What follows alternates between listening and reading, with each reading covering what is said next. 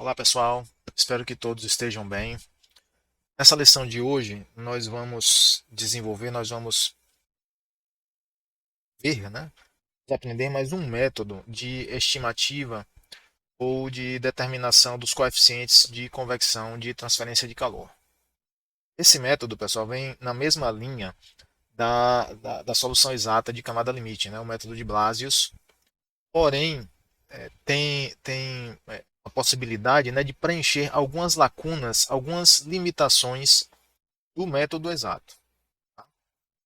Que lacunas são essas, né? Primeira, a solução exata, a solução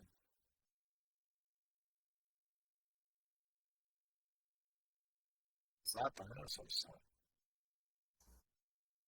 básica, ela exige escoamento laminar. Uma das hipóteses mais fortes e cruciais do método, né? Então, escoamento laminar,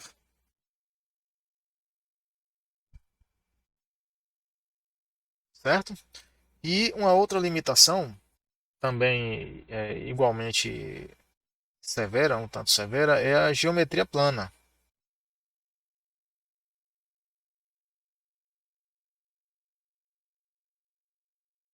tá? Então é uma solução. Claro que pode ser usada para algumas geometrias com curvatura suave, né? Por exemplo, o perfil de uma asa de um avião, né? Um aerofólio. Para efeitos de fluidodinâmica, você desprezar a curvatura significa que vão ser perdidos na análise, né, todos os efeitos de elevação, né, de empuxo, né, que a asa do avião vai causar, né, de sustentação para elevar o avião. Esse efeito é o resultado da curvatura, né, o perfil de aerofólio, né, produz um diferencial de pressão sobre e sob a asa. Mas para efeito de transferência de calor, a asa com a curvatura suave pode ser considerada aproximadamente como placa plana. O erro no cálculo da taxa não seria tão significativo, certo? Essas hipóteses aqui, elas são importantes porque elas viabilizam a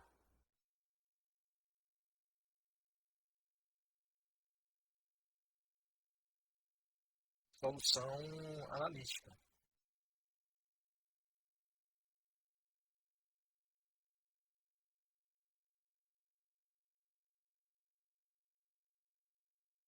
certo? Então, sem colocar essas hipóteses, o próprio método de Blasius já vai por água abaixo, né? Já fica comprometido. Então, nesse caso, diante destas restrições, nós temos que recorrer a outros métodos quando o escoamento é turbulento e as geometrias são um pouco mais complexas ou têm uma curvatura maior, né? Nessas situações, a abordagem analítica é impraticável. Tá? É impraticável. E aí é que entra o chamado método de von Karman, ou análise método de von Karman,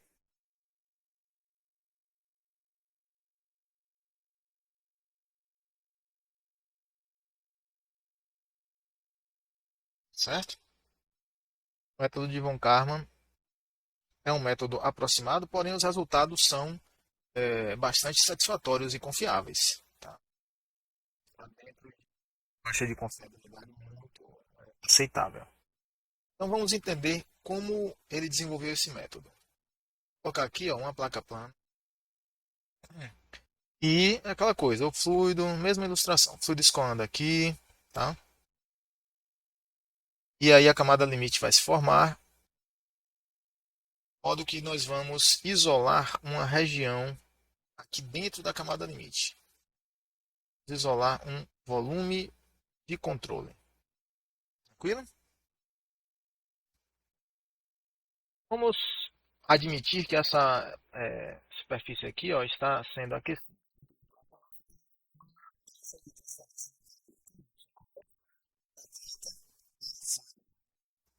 Nós temos também aqui, ó, uma entrada de energia com a corrente, né, com a corrente de fluido.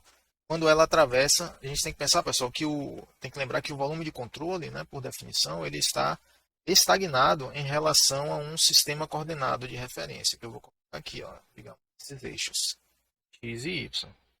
Então, o fluido está se movendo em relação a esse referencial e o volume de controle está parado em relação a esse referencial, entende? Portanto, o volume de controle está parado e o fluido está entrando aqui, ó, através dessa face e saindo aqui, tá? E esse Q1 é justamente, isso vai representar a energia entrando, né? Q2 saindo por aqui. Depois nós vamos equacionar tudo isso, tá? Existe também uma energia total que entra por aqui, ó, Q3. Tranquilo? É justamente o atravessamento, né, a entrada desse topo do volume de controle na camada limite. Veja que o topo do volume de controle está colocado de propósito aqui na, na linhazinha no extremo da camada limite. Certo? E aí é que começa. E aí é que começa a análise. Né? Nós vamos partir do teorema de transporte, Reynolds.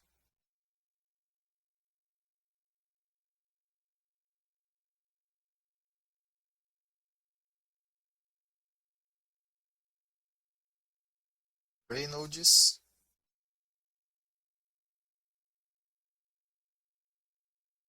para a energia. Então, ele é aplicado.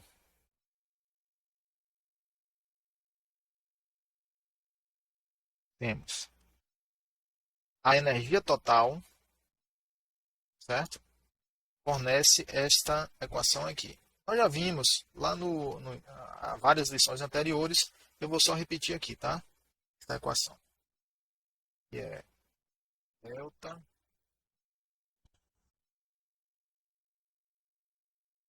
trabalho de isso, menos D trabalho viscoso, E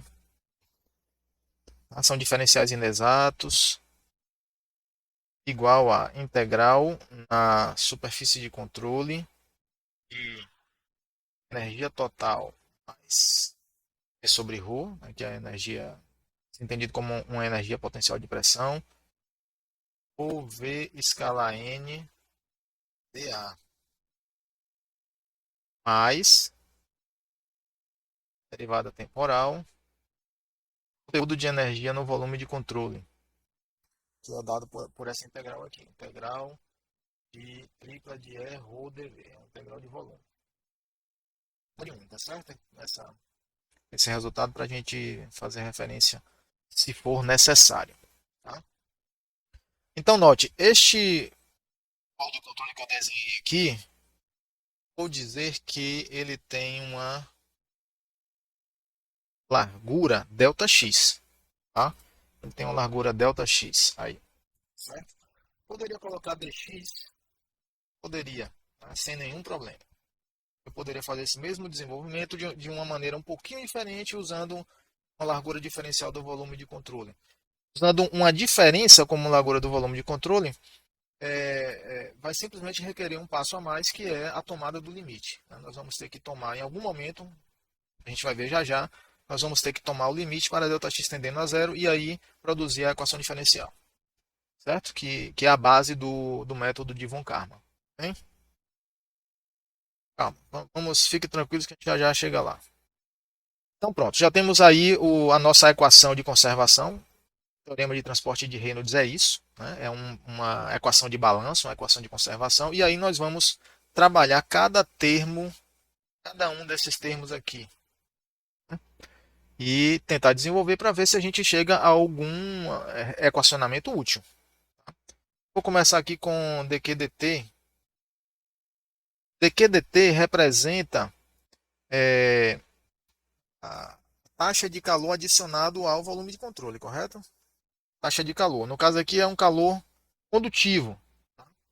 Essa energia que está entrando aqui e saindo aqui, e essa aqui que está entrando, são energias com a corrente, né, com o movimento do fluido. Então serão incluídos nessa integral aqui, na integral dupla, onde tem velocidade, tá vendo aqui? Esse QY aqui, esse QY é justamente o dq dt, tá? Que é condutivo. Sendo condutivo, ele pode ser equacionado pela lei de Fourier, escrito como menos k delta x dy na parede, na placa, tá? Em y igual a zero. Será nosso resultado 2. Olha, pessoal, só nesse passo aqui tem alguns esclarecimentos que são importantes. Eu tenho que falar para vocês o seguinte. Primeiro, em quase todo o livro, por exemplo, você encontra essa dedução aqui no Bird, no Welts. O Welts também tem, tá? E um pouquinho diferente aí no Cruyff e no Sigma, que são pulam mais etapas, tá? Simplificam mais a dedução. Mas no Welt está bem deduzidinho aqui e no Bird é mais detalhado ainda. A matemática é mais apurada ainda. Tá? Mas vejam só, a gente encontra nos livros assim, essa equação. Tá? E aí você pode se perguntar, mas a lei de Fourier não é menos k gradiente t? É isso? Se eu escrever na forma unidimensional, eu vou ter que, digamos, qx igual a menos k dt dx. Poderia escrever QY igual a menos K dt dy. Opa, t dx. Não é verdade? Então veja, aí você pode se perguntar, cadê a área? Já que aqui é ΔX, cadê a área? Pois é, nessas deduções que a grande maioria dos livros textos fazem, a representação da camada limite é no plano, né? É bidimensional. E aí está implícita nessa. Então, aqui nós temos implicitamente, aqui não é está implícito, não é colocado, né? A multiplicação por 1 aqui, ó. 1. Uma unidade de comprimento. Pode ser 1 metro, 1 pé, seja qual for o sistema de unidades que se está utilizando, não importa, tá? Então, quando nós temos aqui ΔX vezes a profundidade de 1, nós temos uma área, na verdade, tá? Então, aqui é a área, ó. Então, essa esquisitice de você ter na lei de Fourier um comprimento, né? Menos K comprimento vezes o gradiente, ela só é uma esquisitice aparente aqui no caso, tá? Porque implicitamente está se adotando na dedução uma profundidade unitária. Então aqui nós estamos vendo, digamos, uma projeção vertical da camada limite e a profundidade aqui entrando na tela, existe uma profundidade de unidade de comprimento, 1 metro, 1 pé, seja o que for. Tranquilo? Fiquem atentos. Eu não vou explicitar. Faz sentido ficar escrevendo vezes 1, né, o tempo todo aqui nas reduções. Eu vou fazer exatamente como os livros fazem. Eu vou usar. Peraí. Vou usar diretamente aqui o ΔX, tá? E apenas o ΔX. Tá claro aí? Então vamos adiante. Agora o trabalho de eixo. Nós vamos zerar. Também a dissipação viscosa nós vamos zerar. Um termo muito importante em escoamentos supersônicos, né, com o número Mach maior do que 1. Porém, a grande maioria dos escoamentos industriais é subsônica. Então, existem escoamentos supersônicos em ejetores, né, em algumas válvulas, mas a grande maioria é subsônica. Esse termo de geração de energia por viscosidade é desprezível mesmo. E é um termo grande, né? Se vocês lembrarem lá, tem muitas derivadas aqui nesse termo. Vamos agora para a integral de superfície, né? Na superfície de controle. Ela é interessante. Nós vamos abrir essa integral aqui para poder resolvê-la.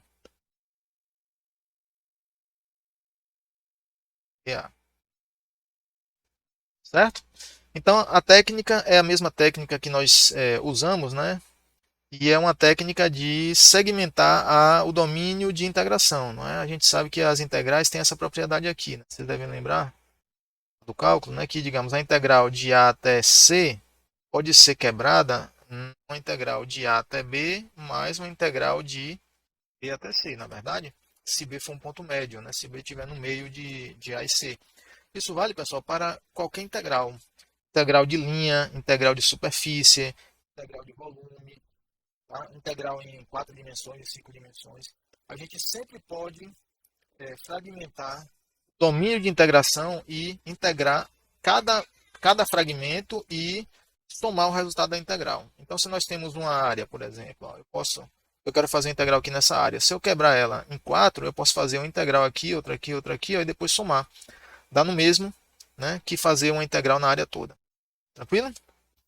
E aí nós vamos fazer exatamente isso. Nós vamos quebrar essa integral escrevendo que ela será igual a menos integral de 0 a ΔT.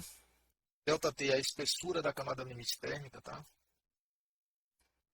Px ao quadrado dividido por 2 mais gy mais, p sobre ρ vezes ρ vezes vx dy. Tranquilo? Isso aqui resolvido em x. Tá? Nossa integral está sendo resolvida aqui, aqui e aqui, certo? No teto da camada limite. Porque são as três superfícies atravessadas pelo fluido, não é verdade?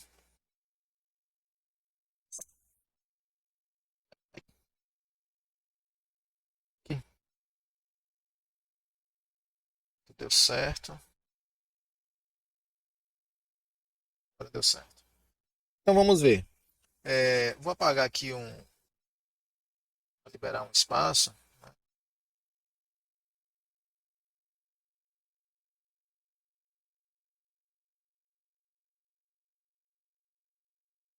Agora vamos para o outro termo.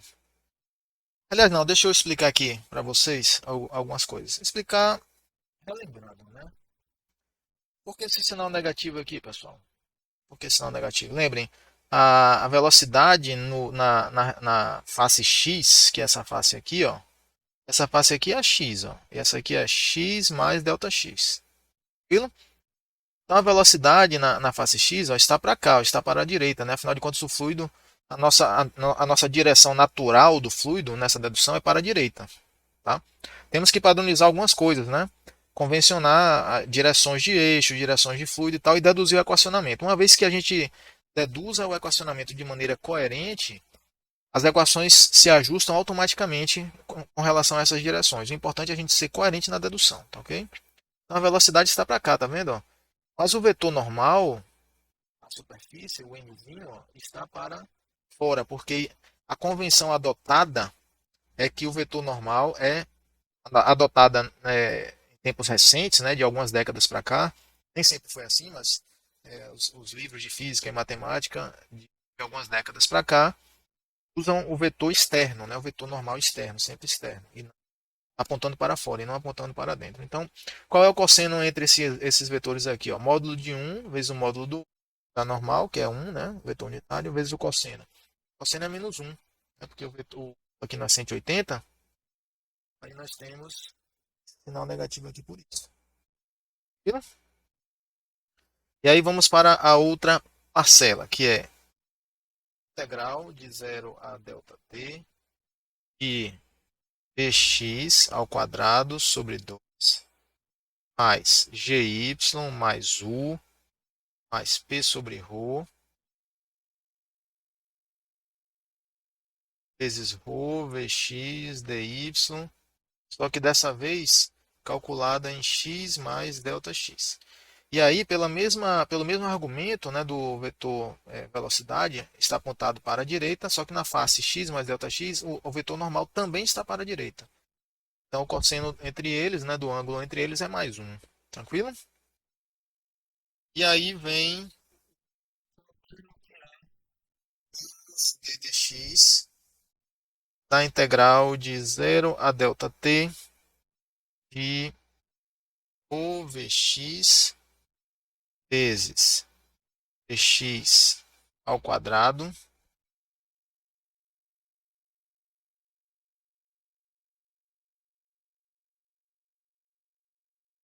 quadrado sobre 2 mais GY mais U mais P sobre ρ. Pessoal.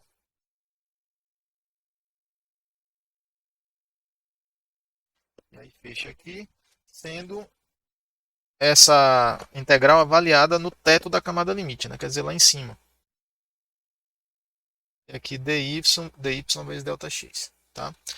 Aqui nós temos uma série de Taylor truncada que avalia justamente a taxa de entrada de energia aqui no topo da camada limite. Né? Porque que sai aqui nessa face menos o que entra aqui é justamente o que entrou aqui.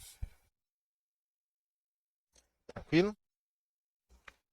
E agora o termo de acúmulo, que é ddt da integral no volume de controle de energia total ρdV. Em regime permanente, pessoal, isso aqui será zero. Né? A derivada toda derivada temporal em regime permanente se anula, então será zero. Vou colocar aqui para esses termos para que possamos fazer referência um a um. 6 e aqui 7. Pois bem, vamos lá. Desprezando os efeitos gravitacionais e também a energia cinética a gente vai considerar, mas a variação de energia cinética entre a entrada e a saída geralmente é pequena mesmo, tá?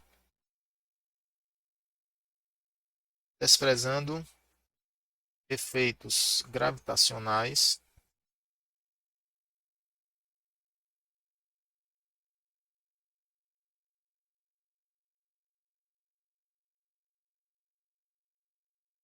em que Px ao quadrado sobre 2 mais U mais P sobre ρ é igual a chamar de Hzinho zero aqui. Essa aqui, pessoal, é a entalpia de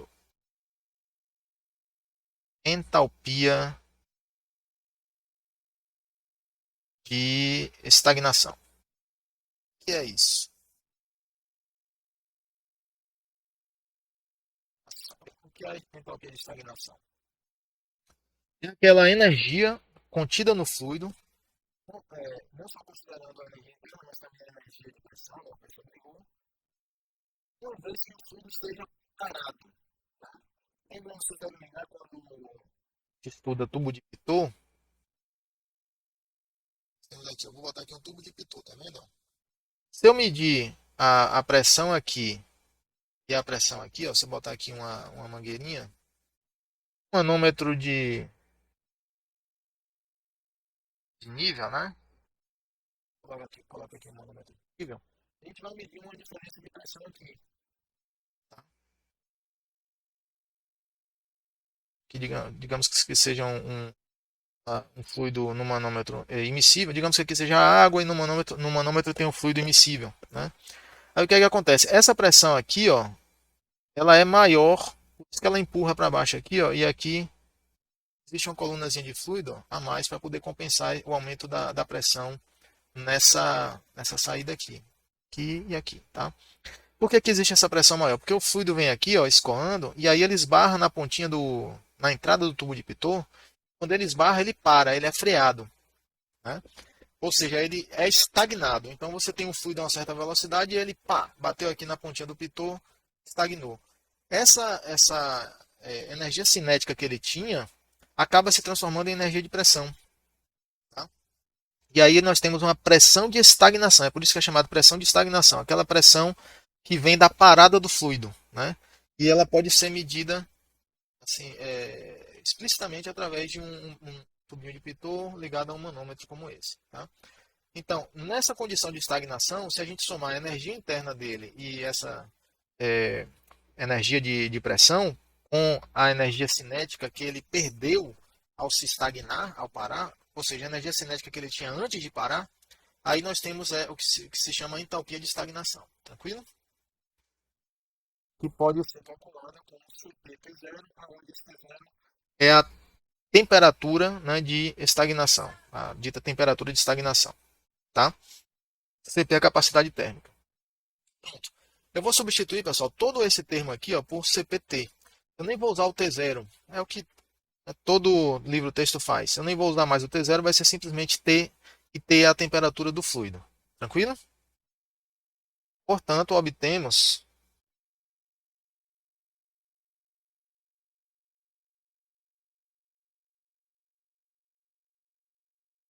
que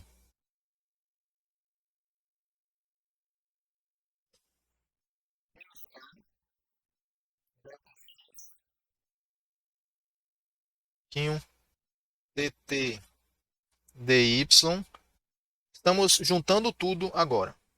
Juntando tudo que deduzimos, todos os termos, as expressões.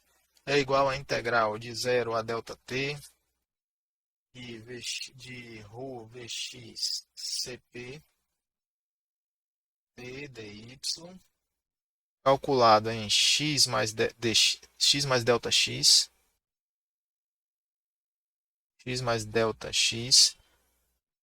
menos a integral de 0 a ΔT vezes o Vx Cpt dy, calculada em x, menos ρ Cp ΔX tdx de integral de 0 a ΔT de Vx t infinito dy.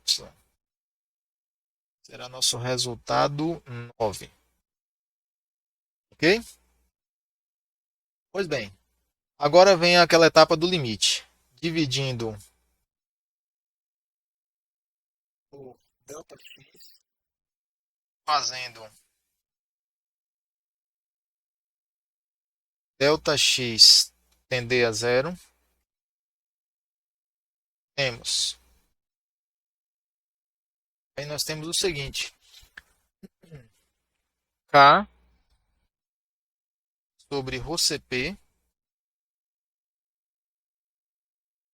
tdy, calculada em y igual a zero, igual a tdx, a integral de 0 a ΔT, dx, t infinito menos t dy. Nosso resultado 10. Certo? Pronto. Esta equação aí é a solução aproximada da camada limite, né, pelo método de Von Karman. O método de Von Karman trouxe a esse resultado 10. Trouxe a esse resultado 10. Porém, ele em si, do jeito que está, ele é inútil. Certo? Por que ele é inútil? Bom, até agora ele não nos forneceu nenhum valor de H. Na verdade, então, estamos atrás do valor de H. Né? O tesouro que a gente busca ao estudar convecção é o valor do coeficiente de transferência de calor por convecção. Tá certo? E a equação 10 não pode ser resolvida ainda. Porque para que ela seja resolvida, veja que nós temos escoamento, né? Nós temos a rigor, né, duas camadas limites possíveis, né? A camada limite fluidodinâmica, delta, e a camada limite térmica. Tranquilo? E ainda tem, vocês vão estudar mais na frente, né, a camada limite de massa, né, mássica, se houver variação de concentração junto à parede. Então reparem, não podemos resolver essa integral aqui sem conhecer Vx e t. Tá? E Vx e t são funções de y. Ainda tem isso. Ó. Por que são funções de y, pessoal? Porque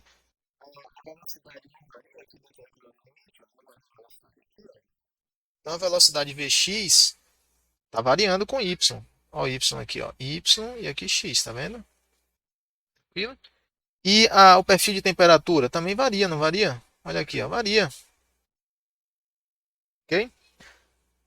Portanto, nós temos que estabelecer relações funcionais para Vx e para t a fim de determinar o coeficiente de convecção. Tranquilo? É o que nós vamos fazer agora. O nome, o termo, né, a solução aproximada ou método aproximado, vem do fato de que nós podemos usar funções aproximadas desses perfis, Vx e Ty. Tranquilo? Então, o método aproximado de von Karman para a camada limite, quando ele foi aplicado, né, na camada limite fluidodinâmica, ele assumiu um perfil de velocidades, né, polinomial. Possivelmente vocês viram com um perfil de velocidades polinomial. Mas outros perfis, outras funções podem ser usadas também, desde que elas obedeçam à física do problema. E a física do problema está nas condições de contorno. Tá? Aqui também nós vamos usar um perfil T de Y polinomial, nesse exemplo que eu vou mostrar para vocês agora. Tá? Então veja, na solução aproximada,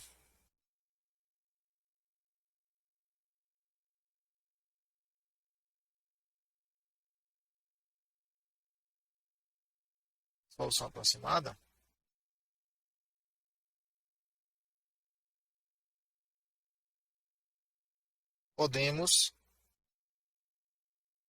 arbitrar a função T de Y.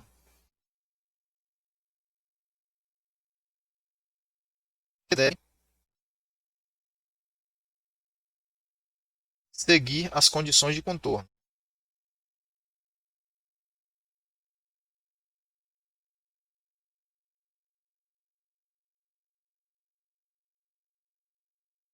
Certo?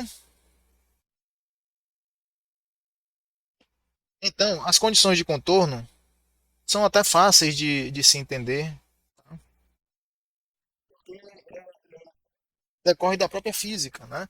Então, a primeira condição de contorno, T menos T0, pode ser escrito assim, T menos T0 em Y igual a zero.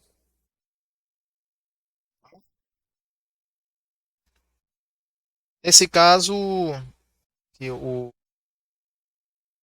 esqueci de marcar as equações aqui, o perfil de velocidades eu vou chamar de 11, só para seguir aqui 12, tá? A função T de Y, que é a equação 12. Tranquilo? Então vejam, T menos TS igual a zero em Y igual a zero. Ora, na placa, quanto é a temperatura, pessoal? Na TS? Então o fluido que está aqui junto da placa, camada aderida, né, pelo princípio da aderência, vai estar em equilíbrio térmico, não é isso? Então o fluido aqui terá a mesma temperatura TS em Y igual a zero. Então T menos TS é zero na placa. Né? 2. Condição de contorno 2 é T menos TS igual a T infinito menos TS em Y igual a ΔT. Tranquilo? Então vejam, nesse caso aqui, também é fácil de entender, né? Porque se 1% da variação da temperatura está fora da camada limite, 99% dentro da camada limite, a camada limite térmica, né? Então, lá no topo da camada limite, a temperatura será praticamente igual até infinito. Não é isso? E aí justifica-se essa condição de contorno. 3. ddy de T menos Ts igual a zero em Y igual a ΔT. É uma outra condição aproximada, né, dentro do método de von Karman, por isso que é um método aproximado. Né? E a aproximação é a seguinte. Veja só, vamos pegar aqui o perfil de temperatura nesse desenho que eu fiz, ó, T de Y. Veja. Aqui fora da camada limite, ó, daqui para cima é fora da camada limite. Tá? A temperatura está variando, continua variando aqui, pessoal? Continua, né? Continua variando. vai variar 1%. Ela continua variando, mas uma variação daqui para frente é só 1% da variação total, ou seja, é muito pouco. E aí Von Karman considerou o seguinte: olha, eu vou dizer que essa variação não existe. Eu vou desprezar ela totalmente. E o que é que significa isso matematicamente? Significa o seguinte: esse perfil aqui, ó, ele é um perfil assintótico. Tá? Ele vai tender a ter infinito, mas nunca vai chegar a ter infinito. E aí Von Karman considerou, pronto, vai ser T infinito e ponto final, aqui no topo da camada limite, é uma aproximação. Isso simplifica demais a escolha das funções de perfil de temperatura, né? Porque o perfil de temperatura pode ter aqui pode ser uma função que tem um ponto de máximo aqui, ó, e eu só vou utilizar no método para calcular o H a parte da função que tem sentido físico. A outra parte aqui, ó, ela não vai ser nem considerada, porque a integral, a integral de Von Karman, ela vai só até aqui, ela vai só até o teto da camada limite. Viu? E a última condição de contorno é D2T, TY2, T menos TS igual a zero, em Y igual a zero. Tá certo, veja só.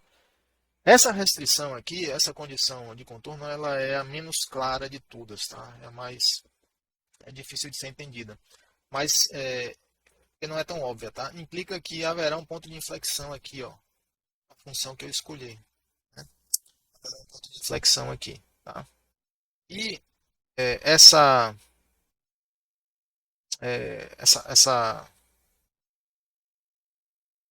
essa condição de contorno, né? A consequência dessa condição de contorno, vamos dizer assim, é, ela vem de um princípio bem fundamental, né? Que é o princípio de conservação da energia.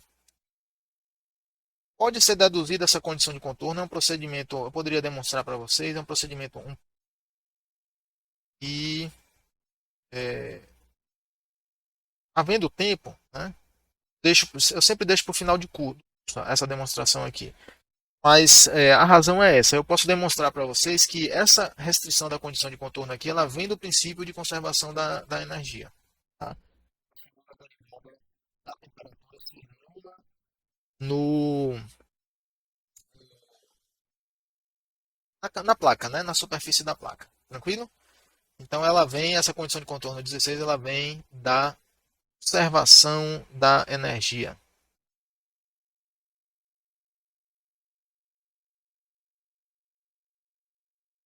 Certo? É um resultado bem bonito, porque se não for, se essa segunda derivada não for nula, implica que a energia não está se conservando. Certo? A energia não está se conservando. Ok. Vou desenhar melhor aqui, ó. Certo. Pois bem, pessoal, temos aí as nossas condições de contorno. Então, seja qual for a função que eu escolher para ty, ela vai ter que atender essas condições de contorno. Tranquilo? Senão ela não vai ter sentido físico, tá? Vai ser Então, considerando o polinômio,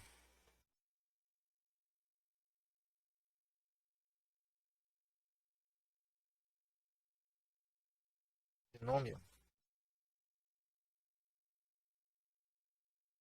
t menos ts igual a mais b y mais cy ao quadrado mais dy ao cubo,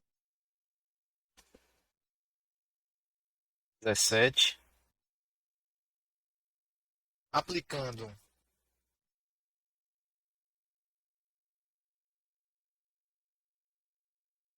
as aplicando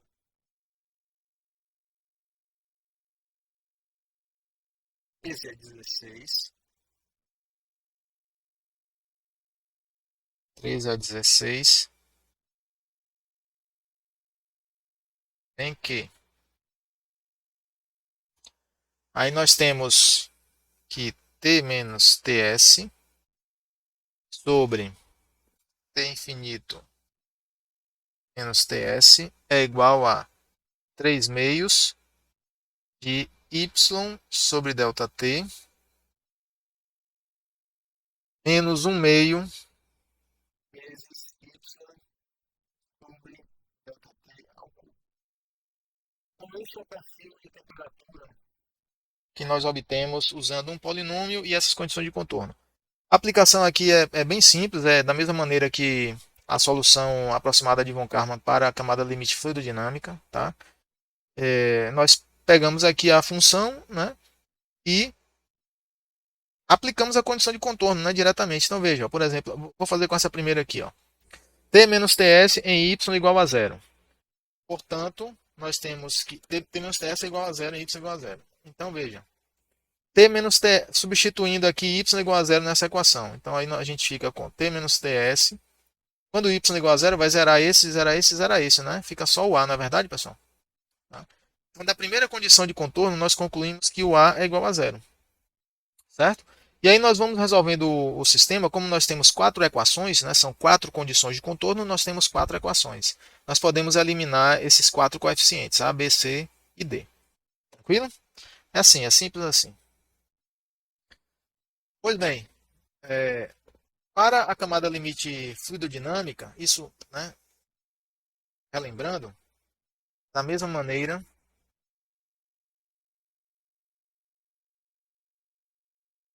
para a camada limite fluidodinâmica, obtém-se que Vx sobre V infinito é igual a 3 meios vezes y sobre delta menos meio igual. Menos meio vezes y sobre delta ao cubo. Resultado 19. Ok? Substituindo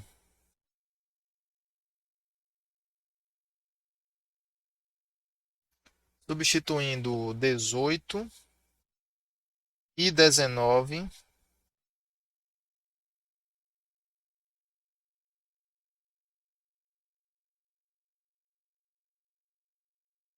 18 e 19 em 10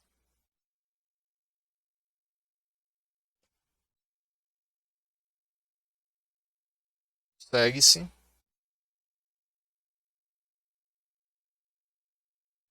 que x é igual a. Então, substituindo Vx e Ty lá em 10, né, na equação de von Karman, integrando a integral simples de polinômio, tá? E fazendo uma pequena álgebra, nós obtemos 0,36 vezes Reynolds x elevado a 1 meio vezes Prandtl elevado a 1 terço. Certo? Esse é o resultado 20. Agora, olha só. Nós temos um benchmark para esse resultado. É a solução lá de Blasius. Né? A solução de Blasius é um benchmark. Considerando o escoamento laminar. Tá? E na solução de Blasius, foi obtido, né, lá que o Nusselt, né, colocar aqui, é dado por uma correlação muito parecida, uma equação muito parecida com essa, sendo que esse coeficiente aqui, ó, muda para 0,332. Certo? Que é Blasius. Então, olha só. A diferença, pessoal, é muito pequena. É muito pequena. Não chega a 10%, né? 8% mais ou menos. Tá? Então, esse benchmark do método aproximado de von Karman é um indicador forte de que trata-se de uma metodologia confiável. Né? Então, ela pode ser usada para outras situações até distintas da solução de Blasius, né, que está restrita a regime laminar, sem curvatura, e ser usada, né, como uma estimativa do coeficiente de convecção, né, dentro de uma margem de erro, uma margem aproximada. Tá? Nesse caso aqui, a divergência da solução exata de Blasius foi menos de 10%. Né? foi menos de 10%. E se a gente considerar que a solução de Blasius é exata para regime laminar, dentro das hipóteses que ele utilizou, né, ela é exata, então ela é real, ela valida, ela bate bem com o experimento, se o regime for laminar. Então, é um ponto bem favorável à análise aproximada de von Karman. Tranquilo? Até a próxima aula. Um abraço.